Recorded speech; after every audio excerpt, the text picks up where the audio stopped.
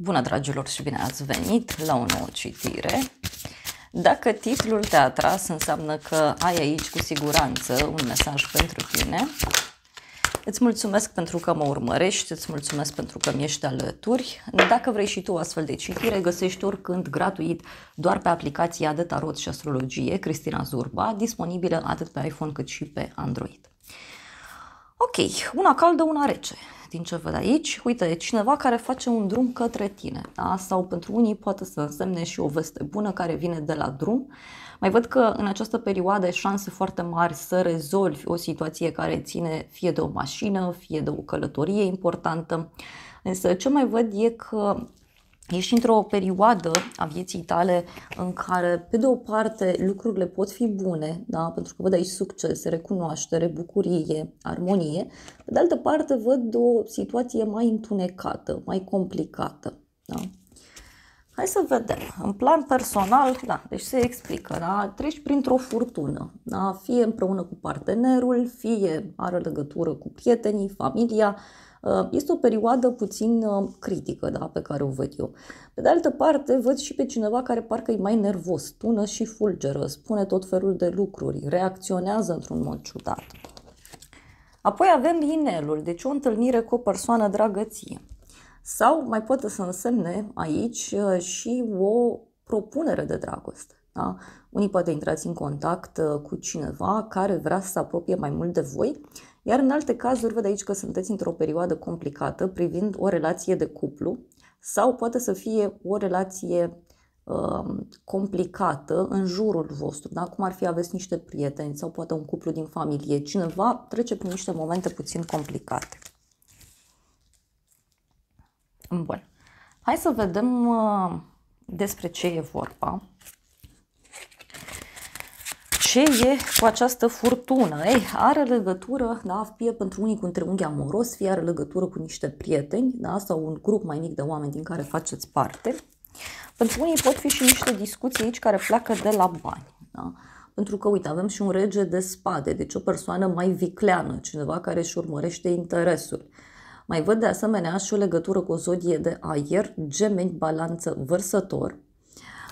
Pentru unii dintre voi putem să discutăm aici despre o perioadă în care aveți un personaj în jur care are niște probleme și asta e posibil să vă impacteze și pe voi.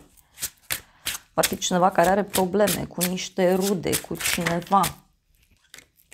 Ei, uite aici eu văd o întâlnire frumoasă. Fie este o întâlnire frumoasă cu partenerul, fie pentru unii poate să însemne și faptul că aveți ocazia să cunoașteți pe cineva foarte curând. Persoana aceasta poate să apară fie la un eveniment, fie la o zi de naștere, fie într-o zi de sărbătoare. Mai vreau o carte. Avem așa, Regina de cupe, Judecata, o legătură cu o zodie de apă, Rac, Scorpion sau Pești. Te revezi aici poate cu o prietenă, cu o persoană dragă ție.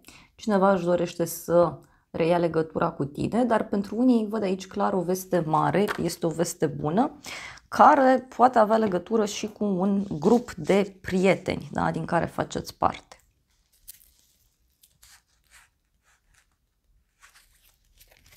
Mai vreau o carte. Puterea, o legătură cu zodia Leu. Unii văd aici că în curând, da, puteți să primiți o invitație. Da? E o invitație de la o persoană dragă, dar pentru alții poate să însemne și faptul că, uite, intrați aici în contact cu o persoană care fie vrea să vă facă un cadou, fie vrea să vă facă o propunere din punct de vedere financiar. Dar, uite, dacă ești femeie, văd eu o veste bună care apare către tine. În continuare, da, uite, ești într-un moment de schimbare din punct de vedere financiar sau profesional. Fie se închide un proiect, fie este o perioadă în care lucrurile merg într-o cu totul și cu totul altă direcție. Pentru alții, mai văd aici foarte puternic faptul că este o perioadă de transformări, dacă e să discutăm de sursa de venit. Da? Apoi, următoarea carte, da, văd aici o discuție complicată, da, fie cu colegii, fie este o problemă financiară a cuiva sau o problemă de muncă pentru alții. Da? E sfârșitul, poate, a unei perioade complicate, ciudate.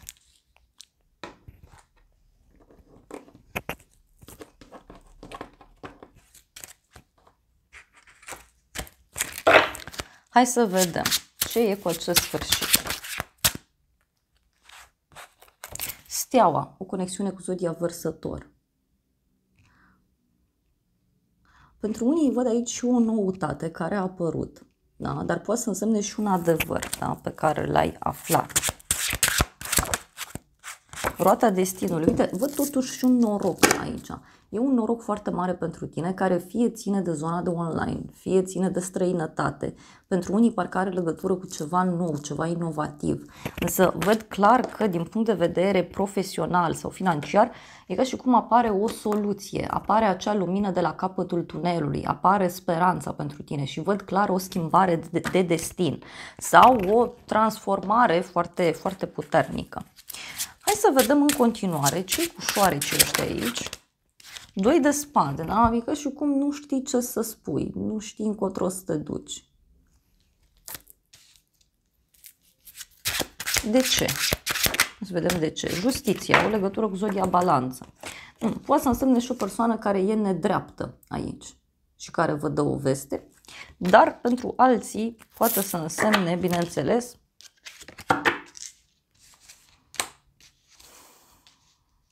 și o hotărâre foarte puternică. Poate are legătură cu o persoană nouă, o propunere nouă. Mai văd aici și un fel de răzbunare a cuiva, da? Sau o dorință de genul acesta. 2 de monede, asul de spade, regina de spade, o conexiune cu o zodie de aer, Gemeni, Balanță, Vărsător. Uite, aici cu regina de spade poate să vină o veste care are legătură fie cu o instituție publică, fie cu o haină de stat, dar uite, pentru tine, dacă ești femeie, văd aici că vei lua o hotărâre foarte fermă în viitorul apropiat. E ceva legat de o colaborare, e ceva legat de sfera financiară.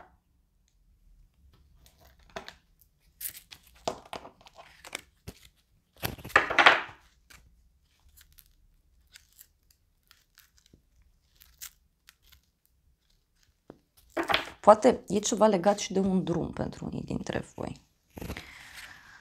Bun, hai să vedem surpriza. Surpriza are legătură, uite, cu o pedeapsă, da? Pe care cineva o primește, poate are legătură și cu un moment mai pasional.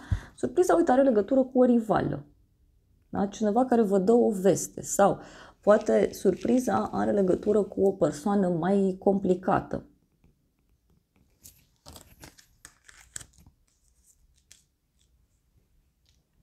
Poate să fie ceva ce bănuiți, da? Și care abia acum se concretizează. Hai să vedem despre ce e vorba. Că e o persoană aici foarte agitată, foarte dură, foarte ciudată. Avem arcana majoră, moartea, 5 de spade. Da? O conexiune cu un scorpion. Surpriza are legătură, uite, cu o persoană care fie simte că îi se face o nedreptate, fie este vorba despre o persoană care izbucnește așa deodată, da? În legătură cu o situație anume. Și, uite, pentru unii poate avea legătură și cu o problemă de sănătate a cuiva.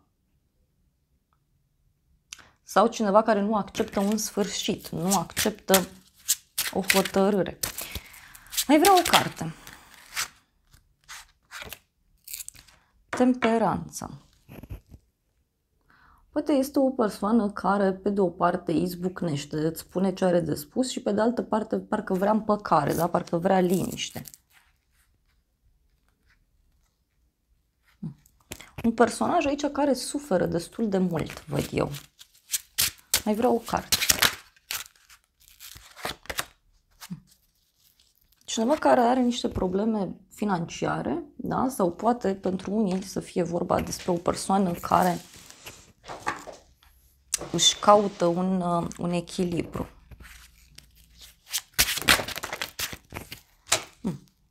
Avem așa, regele de bâte, 8 de monede, o conexiune pentru unii cu o zodie de foc aici, leu, berbec, săgetător. Surpriza, eu cred că are legătură cu acest personaj, da? Care trece prin niște momente complicate din viața sa. Sunt momente mai dure.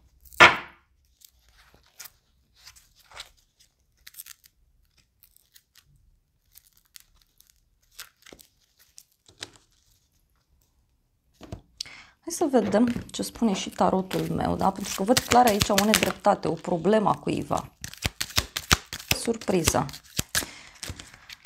Da, avem așa, realizarea dorințelor, o veste onorabilă și să nu disperi. Și aici e o dorință de-a ta, da, care se realizează, e ceva de bine. Sau e ceva ce tu ai prevăzut. Și avem așa, o persoană vicleană, casă străină, cineva dorește să te revadă și avem relație. Ei, surpriza poate avea legătură cu o problemă mare pe care omul ăsta o are, da? Și vine către tine, poate să-ți ceară un sfat, poate să ceară alinare, pentru că am zis că această persoană e ca și cum își caută echilibrul sau caută o înțelegere, caută o ghidare.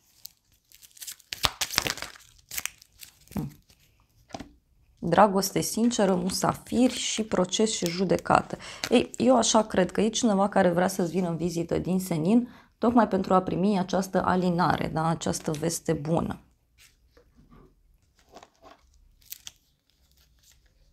Pentru că, uite, omul ăsta parcă trece aici printr-o pagubă, printr-o pierdere și e ceva legat și de un drum lung, o veste despre un final, e o veste mai puțin plăcută.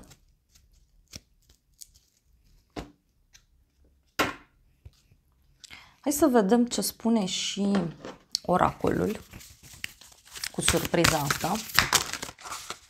Oh, avem zodia Pești, o persoană sensibilă, dar pentru unii poate avea legătură și cu un sfârșit, o altă lume.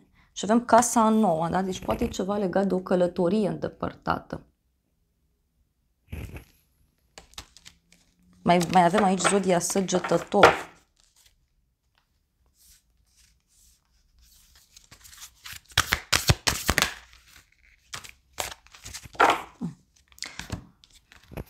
Ceva care revine în viața acestei persoane. Pentru unii poate să însemne și că cineva din trecut revine în atenția voastră. Și avem comunitate, adunare de oameni, soare. Da? Deci are legătură aici cu o revedere.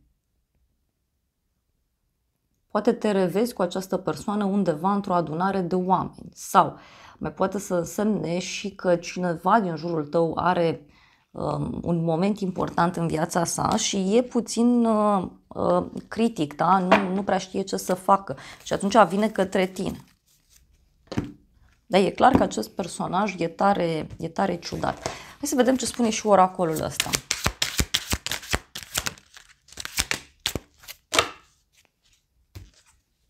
Și avem așa, o persoană cu uniformă, carieră, succes, avantaj. Deci pentru unii poate are legătură și cu partea profesională. Și aici avem așa, suflet, pereche, relație, ceva de calitate, ceva valoros.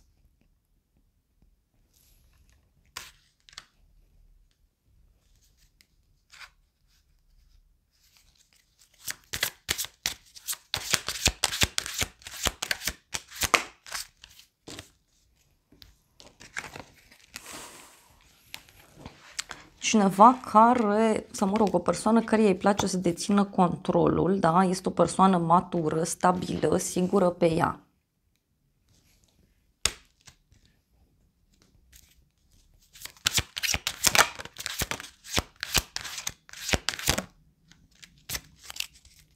Și pentru cei mai mulți dintre voi mi se repetă acest mesaj cum că e ceva din trecut care revine. Deci e ceva din trecut aici. Surpriza are legătură cu trecutul. Cu ceva din trecut. Poate așteptai o veste, da? Importantă. Și vestea asta vine, doar că are legătură cu bărbatul ăsta și e posibil să rămâi destul de surprins sau surprinsă. Mai vreau o carte, da? Ce e cu surpriza? Surpriza, uite, avem așa un eveniment, o petrecere, un cadou. Deci o surpriză mare pe care o ai, nu știu, la o zi sfântă, la o zi mare sau chiar la o petrecere, la o zi de naștere. Și avem iubire, o nouă iubire, bani, o regină a frumuseții.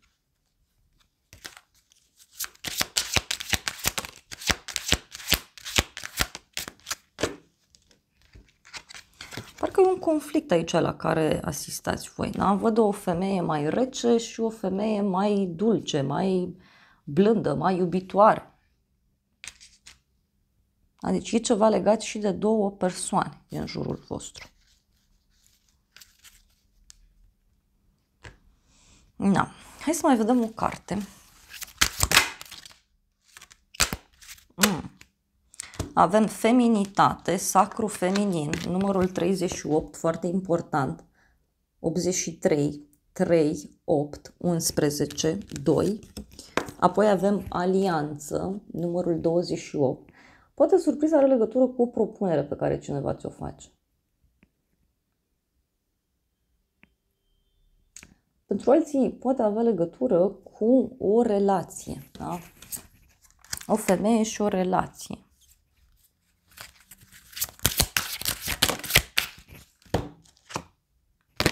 Expansiune. Deci parcă e cineva care îți propune aici o creștere, da? Sau îți propune ceva.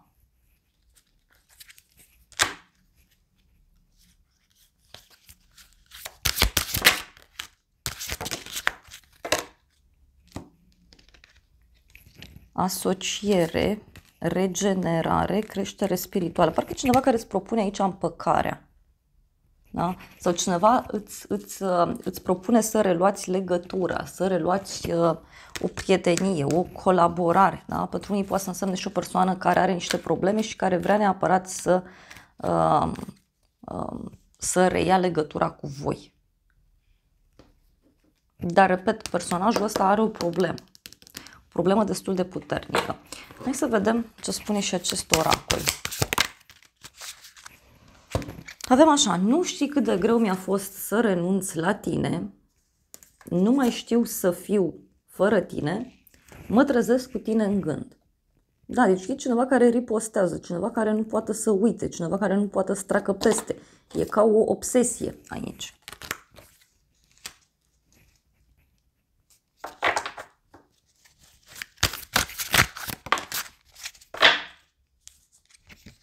Iartă-mă. Deci poate e cineva care își cere iertare. Pentru că, așa cum am zis, e o persoană aici care trece prin niște momente mai complicate. Da? E vorba de un sfârșit brusc, de o nedreptate. Poate pur și simplu, așa cum am zis, e cineva în jurul tău care suferă și atunci vine către tine.